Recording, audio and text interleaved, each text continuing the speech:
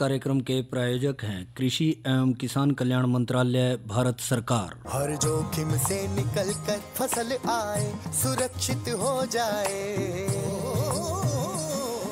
फसल बीमा से हर किसान अब आत्मनिर्भर हो जाए।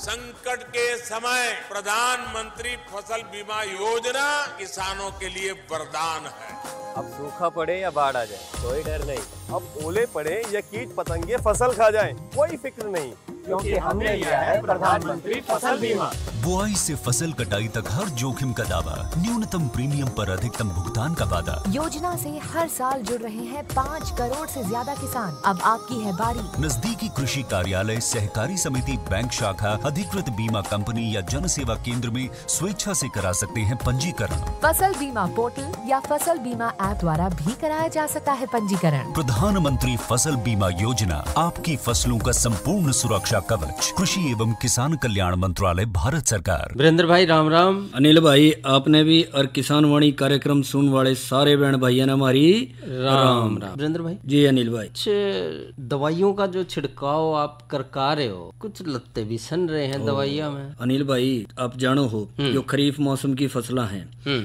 वे इब न्यू लगा लो लगभग हैं तो अपने अंतिम चरण में जी। और न्यू लगा लो धान जैसी जो अगेती लगाई गई थी किसान भाइयों ने, और वे ठीक ठाक रही और समय पे तैयार होगी, वे काट के मंडी में पहुंचाने लग रहे हैं। और इसके साथ साथ अनिल भाई यह भी है जो मध्यम वर्गीय हैं, जो दरमियानी अवधि की थी या फिर न्यू कह लो जो 75 हैं, वे भी चल रही हैं और चल ही नहीं रही। उन पे जो है कहीं कहीं कुछ ना कुछ रोग बीमारी वगैरह का असर भी देख रहा है, कीट पतंगा का असर दिख रहा है। तो इब उनकी तो रोकथाम करनी है। न्यू थोड़ी है कि बैठ के भाई तैयार हो लिया बैठ जो, पर एक ना काट लिया दूसरे की तो खड़ी है भी, तुम्हारे वाली तो खड़ी थी, गेड़े काट रहे थे देख रहे थे, तो ऊपर कहीं कपड़े ऐसे हो रहे हैं। तो फिर न्यू ही कहा एक आप वर्गे सियाने ने न्यू बोलिया कि भाई इस पर छिड़काव छिड़कू करा ले दवाई, ये जो उनसे आ रहे हैं तेले ताले या और कोई बीमारी दिख रही है जिन्हें न्यू के देखता फिर है, इनकी रोकथाम का कोई इंतजाम कर, कोई कीटनाशकों का इस्तेमाल करके देख ले। वीरेंद्र भाई बात तो सही है, बात तो आप ठीक कह रहे हो कि भाई कीटनाशी जिसने बताई वो उन्होंने भी ठीक कहा कि भाई कीटनाशी दवाई का इस्तेमाल कर लो।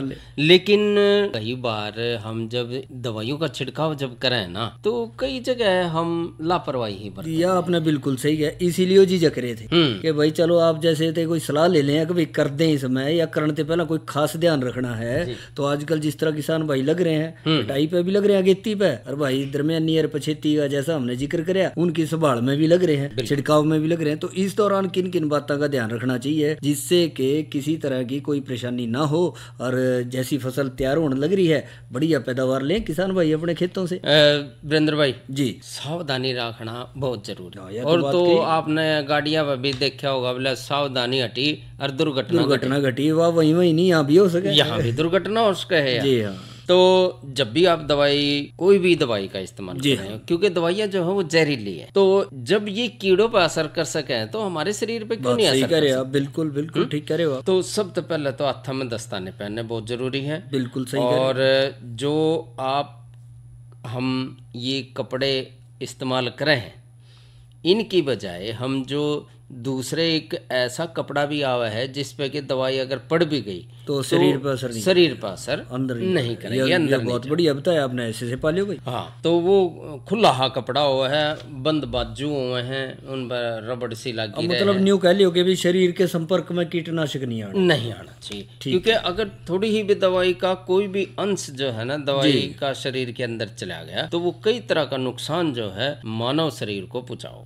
और कीटनाशी दवाई जब भी आप छिड़क रहे हैं तो पंप को जो है अच्छी तरह से देख, और उसमें ये देख ले कि कहीं से कोई लीक तो नहीं हो रहा है, टूट तो नहीं रहा है, चाहे वो पंप है और हाथ से चलने वाला है, मशीन से चलने। और आजकल तो अनिल भाई में बड़े बड़े फिर हैं मशीन वाले जो उनसे खेत में ही लेकर चले गए, कई लीटर ट्रैक्टर वाले भी हैं, और उससे भी और अत्याधुनिक मशीन आ रही हैं, उनमें भी कई 20 नोजल लग रही है, लग रही है। और आपने देखा होगा कि ट्रैक्टर ने तो बाहर खड़ा कर दे हैं और वो लंबी पाइप 4-5 किले घुमा दे हैं लंबी से, लेकिन उसी को तो देखना कहीं से कट रही है, कट भी रही है अनिल भाई, उसका तो प्रेशर भी बहुत ज्यादा है, न्यूमोनिया उपचार अपने मुंह पर पड़ सके, और सांस के जरिए अंदर जावे, आंखा पे गिरा, तो इसका ही बचाव कर ले। बहुत सारे ऐसे के दुर्घटनाएं हुई हैं वीरेंद्र भाई, जिससे कि उनकी जान तक भी चली गई। जी जी बिल्कुल सही कह रहे हैं। और इसमें जो है दवाई जब आप छिड़कें, कोई भी दवाई का छिड़काव अगर आप कर रहे हैं, तो छिड़काव करने वाली जगह पे तौलिया, साबुन, पानी जो है वो ज्यादा और एक यानी कि पानी ज्यादा हो, साफ कपड़े भी रख लें एक जोड़ा। और बिल्कुल यानी दवाई वाले तार का दो होगा उन्हें सुखा दो और दूसरे पा लो। और इसमें एक बात का और ध्यान रख जी भाई, प्रशिक्षण, अच्छा ट्रेनिंग जरूर लें, बहुत जरूरी है। क्योंकि आप जब भी आप कोई दवाई का छिड़काव करें, हफ्ते में, 10 दिन में, महीने में, या किसी फसल में आप इस्तेमाल कर रहे हैं, दवाई का इस्तेमाल कर रहे हैं, तो अपना नजदीक का जो भी कृषि विज्ञान केंद्र है उसमें कोई ना कोई ट्रेनिंग जो है वो जरूर होती रहे। हाँ ठीक करें आप। तो आप एक प्रशिक्षण जो है वो जरूर ले लें कि भाई कैसे दवाई छिड़कनी है, कैसे अब अंधाधुंध हम यह भी नहीं है कितना मात्रा में दवाई डालनी है, घोल तैयार किस तरह करना है, और किस हिसाब से नोजल कौन सी होनी चाहिए, चौड़े वाली हो, कैसी हो, उस हिसाब से सारी की सारे फ्लैट फैन वाली है या कौन सी है, तो इस तरह से वहाँ पे सारी चीज बताई जाती हैं।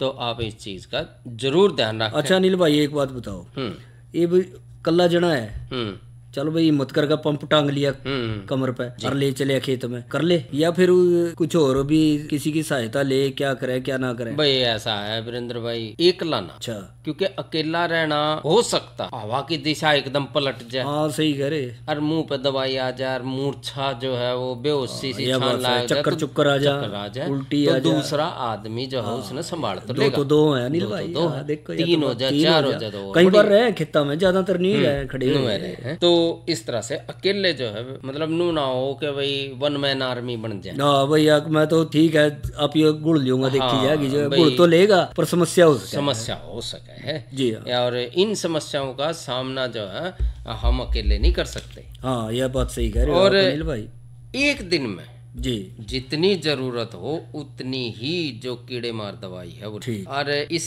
जो आप बाल्टी है, डब्बा है, तो वो जो इस्तेमाल कर रहे हैं, अपने जो उनसे दैनिक इस्तेमाल के बर्तन हैं, चाय पीना, लस्सी पीनी, खाना खाना, न्यू ना वही डब्बा ठाका, उसी के दवाई उसमें लग गए, ले भाई 2 लिया है तो हो गया, असर तो रह जाए उसका, बिल्कुल रह जाए। और कीटनाशी जो दवाई है उसको जो है पानी में कभी भी हाथ से ना मिलाए, कोई डंडा ले, तार ले ले, मोटा डंडा ले ले, तो उससे जो है वो दवाई का जो है वो मिलाना चाहिए। न्यू नहीं के सीधा हाथ डबो दिया, रात पे चोट फेट लग रही हो कहीं, अपना असर हो जाए उसमें, और वो दवाई जो है दस्ताना चढ़ाना ध्यान नहीं रहा, कट रहा है, फट रहा है, चोट फेट तो नहीं, डंडा वगैरह ले ले तो पाई जा खेत में, कोई ना कोई खेत में जब भी हम घर में कोई भी, क्योंकि चोट फेट तो लगती रहे, किते ना किते जख्म हो जाए, कट जाए, फट जाए, तो उस जगह जो है दवाई अंदर चली गई ना शरीर के अंदर, तो नुकसान पहुंचाओगे। मुंह और भाई जो अपना ऊपर की जो त्वचा है, आँखों को ये कीटनाशी दवाई से जरूर बचाएं। यानी कि घोल वाली जो कीटनाशी की दवाई है उनमें सावधानी से हमने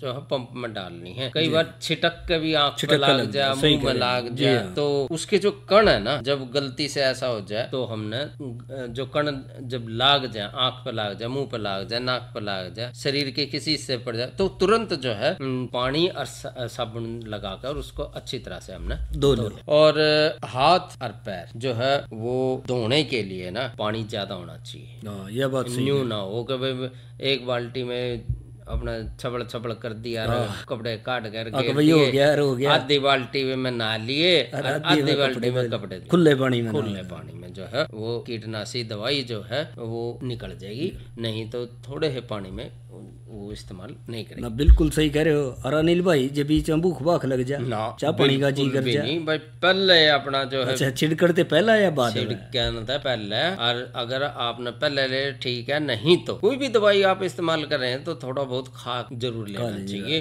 क्योंकि अगर आप बिना खाली पेट दवाई छिड़केंगे तो उसका असर भी शरीर में हो सकता है। और खाना पीना बिल्कुल नहीं है, बीड़ी सिगरेट धुआं, मतलब उसमें दवाई के तो हाथ हो रहे हैं, हाथ था हम खान पीने लग गए, ये या न्यू सोचा के लग रहा है या गिलास नीचे थी तो पकड़ना, नीचे तक पकड़ना उसमें असर तो जा सके, गलती लग जा, बातचीत में लग जा, भूल जा और कई नु होला भाई एक घूट तो मरवाए दे। हां या भी हो जा, इन घंटा दे तो बचे ही रहे तो बढ़िया, क्योंकि बीड़ी दूसरा ला के दे हैं और अपना दूसरा उसका जो है ना उसका मुंह में ला दे ना। इससे और धूम्रपान से तो अनिल भाई वैसे भी जो है बचाव करें उतना ही बेहतर है, बहुत बढ़िया क्योंकि तो शरीर पे जो ना भी मान लो कीटनाशक का छिड़काव कर रहे हैं वो भी पीवा उस तरह भी नुकसान है इसका, बिल्कुल नुकसान तो इससे तो बिल्कुल ही मनाही कर दें तो बेहतर रहेगा। और छिड़काव जो है, छिड़काव के लिए सुबेरे और सांझ की बजाय जो है दिन में जब हवा की गति 10 किलोमीटर प्रति घंटा से ज्यादा ना हो और तापमान 32 डिग्री सेल्सियस से ज्यादा, तो ये हालात जो है वो दवाई छिड़काव के लिए बहुत ठीक कह रहे हैं, बिल्कुल सही कह रहे हो आप। और अनिल भाई एक बात और भी ध्यान रखें, खाली पड़े हुए बाद के डब्बे पैकिंग का सामान जो उनका आ रहा है उसने कड़ी खड्डा खोद के उसमें दबा दे, बजाय के बच्चे वगैरह या कोई और पशु उसके ना चट्टे या हाथ ना लगे और उनके ऊपर भी उसका असर ना हो। और तो ये भी है वीरेंद्र भाई, कई बार हम है ना वो दवाई का डब्बा घिसा घुसू का उसने ऊपर आड़ा काट कर डब्बे ना जो है ना लोहे के डब्बे ना उसने भाई पानी में नहाने का बना ले, या प्लास्टिक वाले यार उन्होंने ऊपर से काट दे भाई चल भाई नहाने का बना ले, या फिर डब्बा ना करे, बिल्कुल भी ऐसा ना करें। अपना जो भी है वो दवाई के डब्बे जो है या उसको जो है ना गाट दे। बिल्कुल। और अनिल भाई या तो आपने बहुत बढ़िया जानकारी दी, ये हमारे सामने बैठे इनने भी सुन ली जानकारी, ये कह रहे भी उठ के देखने लग रहे हैं भाई या तो तेरी कर ली संजय का टाइम तो नहीं, दवाइयां छिड़कन का नहीं तो नहीं, कुछ सुनन का है तो इनकी भी सुन ले। बिल्कुल, आओ फिर।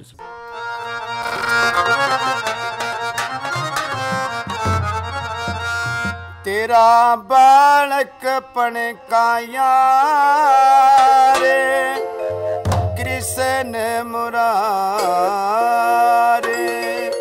जब हरि तारे द्वारे का आले के जी, तेरा बालकपन का यार कृष्ण मुरारे।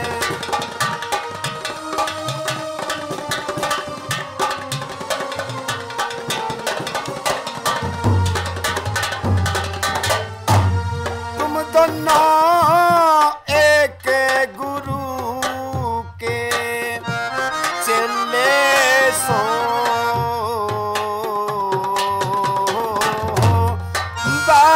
बालकीपन में धोरे खेले सो,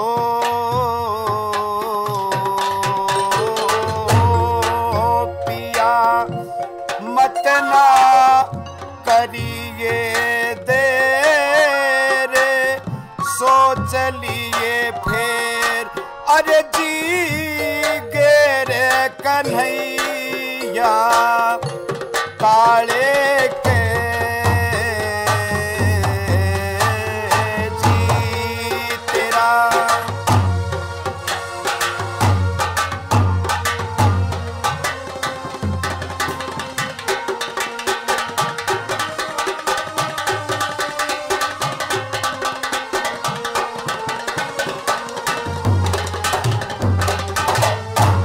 पिया तू वेद शास्त्रे पढ़िया से,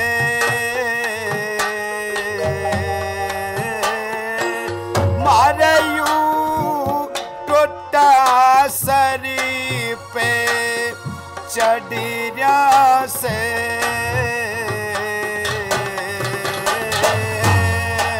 कह दिए दे दे दो मणि नाजी, करी के लिहाज सर पे ताजी उमरी के बाले के जी, तेरा बालक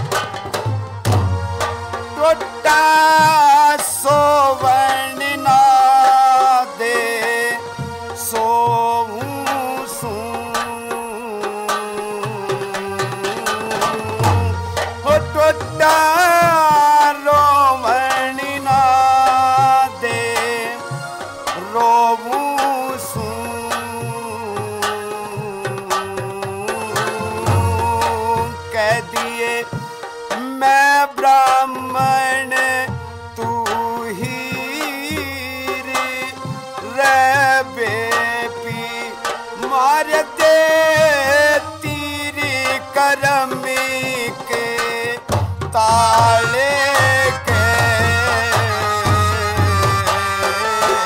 जी तेरा बालक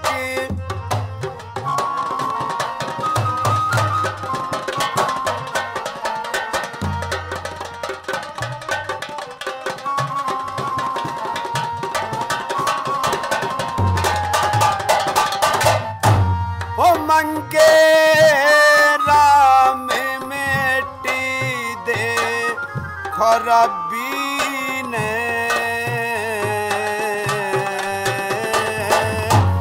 दिखे मैं भेजा सूं तेरी भाभी ने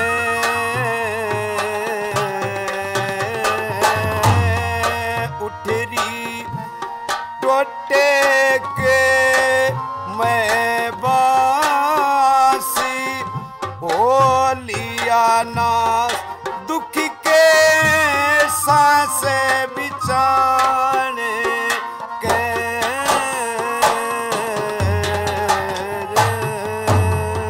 जी तेरा बालकी बने का यार कृष्ण मुरार जा भरी तारे तुम्हारे का आले के तो वीरेंद्र भाई जी अनिल भाई, आपने रागनी सुनवाई राजवीर और साथियों की आवाज में, और कल के कार्यक्रम का थोड़ा जिक्र कर दो। अनिल भाई, कल का जहाँ तक कार्यक्रम का सवाल है, कल आप जाने हैं क्या दिन है बोला? कल मंगलवार, और मंगलवार है तो मंगलवार ने अपना कौन सा कार्यक्रम होगा? Phone in. और फोन इन का हमारा विषय रहेगा कल का धान फसल की कीटों और रोगों से रक्षा। विशेषज्ञ रहेंगे डॉक्टर महासिंह, संयोजक कृषि विज्ञान केंद्र करनाल से। और मौसम का भी गेल की गिल्ला सुनवा दे जरूर। किसान भाइयों राम राम। मौसम पूर्वानुमान एवं कृषि सलाह के साथ मैं हूं डॉक्टर ममता, मौसम विशेषज्ञ कृषि विज्ञान केंद्र कुरुक्षेत्र। किसान भाइयों, कुरुक्षेत्र जिले का आज का अधिकतम तापमान 34.3 डिग्री सेल्सियस रहा, न्यूनतम तापमान 25.5 डिग्री सेल्सियस रहा, जो कि सामान्य से 0.7 डिग्री सेल्सियस अधिक है। नमी की बात करें तो सुबह और शाम के सापेक्ष आर्द्रता 91 और 49% रही। हवा की रफ्तार 12 किलोमीटर प्रति घंटा रही। किसान भाइयों, अब हम बात करते हैं आने वाले मौसम पूर्वानुमान की। तो 21 सितंबर तक मौसम परिवर्तनशील रहने का अनुमान है। हवा की गति सामान्य बने रहने के साथ साथ बीच में कहीं कहीं पर आंशिक बादलवाई रहने का अनुमान लगाया जा रहा है। तापमान में हल्की बढ़ोतरी होने व 1 से 2 स्थानों पर छिटपुट हल्की बारिश होने का अनुमान भी लगाया जा रहा है। अब हम बात करते हैं मौसम पूर्वानुमान आधारित कृषि सलाह की। किसान भाई, आप अपनी धान की फसल में विभिन्न प्रकार की बीमारियों के प्रति अपने खेतों की निरंतर जांच करते रहें। धन्यवाद। वीरेंद्र भाई। जी अनिल भाई। देखो, कल का कार्यक्रम का भी जिक्र होया, मौसम का भी जिक्र होया, और अब आप जो है एक संदेश जो है वो सुनो। माननीय प्रधानमंत्री श्री नरेंद्र मोदी जी के दूरदर्शी नेतृत्व में पिछले 8 सालों में कृषि एवं इससे जुड़े क्षेत्रों को आधुनिक बनाने और किसानों को सशक्त एवं आत्मनिर्भर बनाने के लिए कई महत्वपूर्ण कदम उठाए गए हैं। साल 2013-14 में जहां कृषि बजट केवल 21,933 करोड़ रुपए था, वहीं साल 2022-23 में इसे बढ़ाकर 1,24,000 करोड़ कर दिया गया। तभी तो साल 2013-14 में जहां खाद्यान्न उत्पादन 265.05 मिलियन टन था, वहीं साल 2021-22 के तीसरे अग्रिम अनुमान में ये बढ़कर रिकॉर्ड 314.51 मिलियन टन हो गया। वहीं साल 2013-14 में बागवानी फसलों का उत्पादन जहां 280 मिलियन टन था, वहीं साल 2021-22 में ये बढ़कर 333.25 मिलियन टन हो गया। किसानों की कृषि संबंधी जरूरतों के लिए पीएम किसान सम्मान निधि योजना लागू की गई। प्रधानमंत्री जो सम्मान निधि आती है ना, वो डायरेक्ट खाते में आती है, उसमें कोई दिक्कत नहीं, कोई व्यवधान नहीं। और फिर उसको निकाल के हम बाजरा को भी ले आते हैं, गेहूं को भी ले आते हैं, सरसों को भी ले आते हैं। बातें हमारे जो खेल चल तो बढ़िया। अब तक 11.37 करोड़ से भी ज्यादा पात्र किसानों को 2 लाख करोड़ रुपए से भी ज्यादा राशि ट्रांसफर की जा चुकी है। किसानों को प्राकृतिक आपदा और बेमौसम बारिश से होने वाले फसल नुकसान से बचाने के लिए प्रधानमंत्री फसल बीमा योजना की शुरुआत की गई। हमने 1800 रुपये प्रीमियम भरा था। अधिक वर्षा होने की वजह से पूरी फसल खराब हो गई थी। उसका हमने इंश्योरेंस कंपनी को उनको सूचना दी और उनके प्रतिनिधि आके हमारे खेतों का निरीक्षण किया उन्होंने, और उसके बाद में फिर हमारा बीमा 2022 में 76,000 रुपये मुझे प्राप्त हुआ। अब तक 10.69 करोड़ से ज्यादा आवेदक किसानों को 1,18,195 करोड़ रुपए से भी ज्यादा का भुगतान किया गया है। साल 2014 के मुकाबले अब किसानों को दलहन, तिलहन और धान की उत्पादन लागत से 1.5 गुना ज्यादा एमएसपी दिया जा रहा है। इस बढ़े हुए एमएसपी दर पर साल 2020-21 में 991 लाख मीट्रिक टन से ज्यादा गेहूं व धान की खरीद हुई।